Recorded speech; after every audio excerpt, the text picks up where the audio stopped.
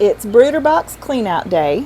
So these babies are going to get a nice new little crib today. We're going to change out their pine shavings, give them fresh food and water, kind of clean it up a little bit because my porch was starting to stink. So these babies, they got a good thing going on. We took the old pine straw or pine shavings, dumped them in our compost pile. Now it's time for some fresh bedding for the babies.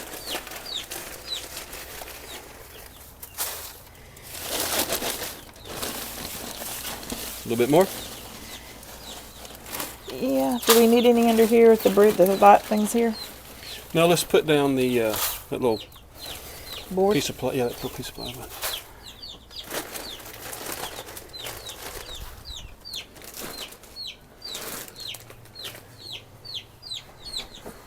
Lay it down underneath. Mm-hmm.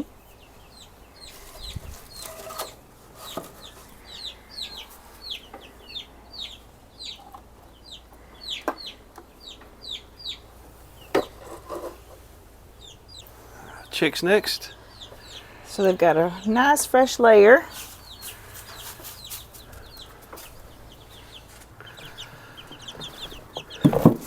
They're getting a little adventurous.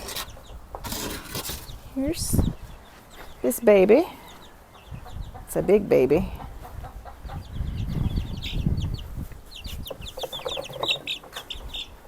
Here's number 2. With little feathered feet. And wanting to try to start determining whether we've got hens or roosters, and one of the things that we've learned about how to know is by the length of their feathers. Layer 1 or section 1 and section 2, if they're all about the same length, they say they're going to be hens. If this second section was much shorter than this first section, they say that's a rooster. So see how that looks all the same? We're crossing our fingers for a hen.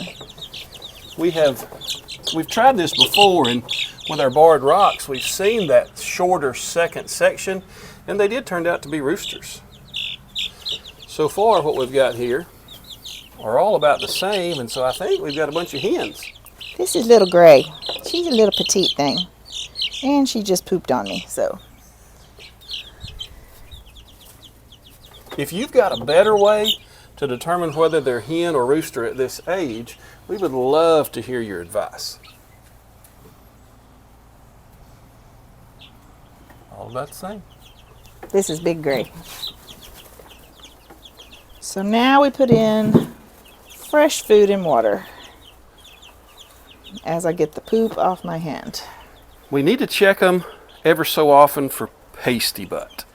That's one of the things that chicks that are not being raised by a broody hen will have to be checked for, because as they poop out their vent, sometimes the poop will begin to gather here at their vent feathers, and it'll make a mess. It'll clog up, and it will actually clog up the exit there. It'll create a bad health problem for them. So ever so often, we try to just check and make sure they're still clean there around the vent opening. And it's one of those things that a broody mama hen would check and clean up for her baby chicks if we had that situation here. So let's get food and water put back in. Now we like to keep the food and water elevated out of the pine shavings because these little suckers are messy. And if we raise it up a little bit, kind of just helps keep it cleaner. They're such good foragers that they tend to kick these pine shavings up into their water, and it just gums it up and makes a mess. They'll do the same thing with the food, so we try to keep them separate a little bit. The food can be lower, but the water needs to be just a little bit higher. Can you grab that other zip tie, and we'll get this one here.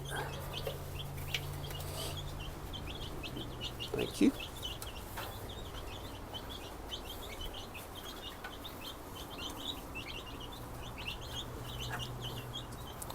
Now we've got these babies on our porch. It's covered, it's blocked from the wind for the most part.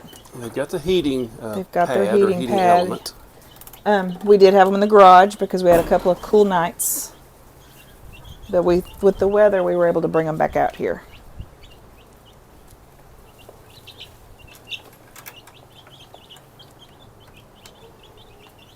And they'll be back out here for a little while longer until we build them their own little run out by the main coop and run.